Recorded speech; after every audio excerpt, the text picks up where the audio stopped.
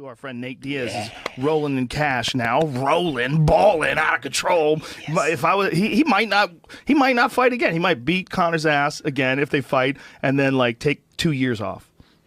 And he's making millions of dollars, or not beat Conor's ass. I mean, who knows, right? I mean, Conor can win. Just slap him. The way Nate, I just had a feeling going into that fight. I was like, this is a big difference. There's a big difference to a Nate Diaz strikes and anybody else that Conor's fought. Like, Nate is real slick with his hands.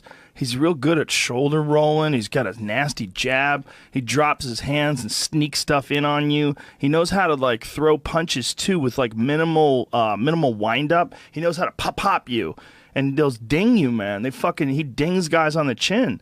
Like what he did with Michael Johnson, I was like, ooh, this is a tough fight. And he's a tough out. The only guy who's ever stopped him is Josh Thompson, head kicked him. And when Josh Thompson head kicked him, like he still didn't go out. He got rocked, but he's fucking tough, man. I was like, ooh. And if it goes to the ground, oh, that's the wrong guy. Nate Diaz is the wrong guy to go to the ground with. He's a legit black belt, a really high-level black belt. And I knew Conor had gotten submitted by Joe Duffy. And anybody can get submitted if you get caught. But he got submitted by that Joe Duffy guy just a few years ago. And Joe Duffy's a very talented fighter, no doubt about it. But Nate wouldn't have got submitted by that same guy. I highly, highly, highly doubt it. I mean, Dos Anjos, like that level, like there's like a few guys where you're like, ooh, if you submit that guy, like he's only been submitted in the UFC, Dos Anjos, once, and that's because he had a broken jaw. And it's Clay Guido who submitted him because Clay was on top of him squeezing his neck and his jaw was smashed and he realized he was really fucked and so he tapped.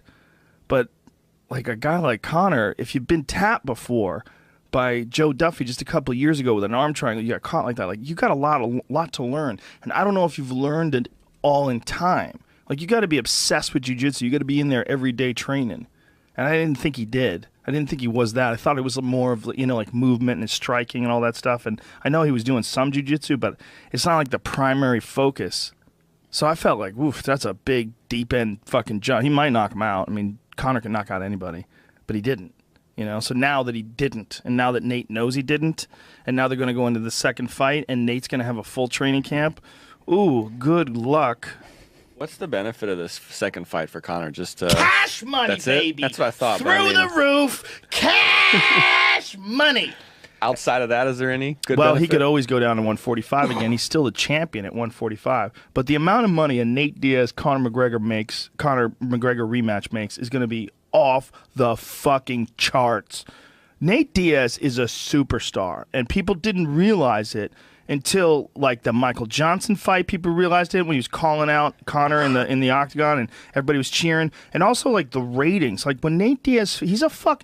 You know, there was a big thing where Dana White had said that he's not a needle mover. You know, he's when they were in the middle of contract negotiations. He couldn't be further from the truth. He's a big needle mover. I mean, I love Dana, but that's just contract negotiation talk. Like Nate Diaz is maybe he didn't know. I mean, it's possible he didn't know, but I know. Because the Diaz brothers, as far as like my friends that are like casual MMA fans, the Diaz brothers are fucking huge. They're huge. Those guys are giant stars. And after Nick like pretended to sleep with Anderson Silva, and like they talk mad shit. They know they actually can fight. They fight very good. I mean, they're excellent world-class fighters, and they talk mad shit, and they smoke a lot of weed, and they mostly eat vegan. Like, I think Nick might be all vegan. I think Nick still eats, like, fish. But I know Nate eats fish. And I think they eat eggs, too. They eat, like, tortillas and stuff that's made with eggs. But they're interesting guys, man. They're fucking legit fascinating people. So, like, there's money. My point is that guy's out of his mind. This isn't the Christian versus the Lions. This is a huge sport. These guys are giant stars. They're making fucking boatloads of cash.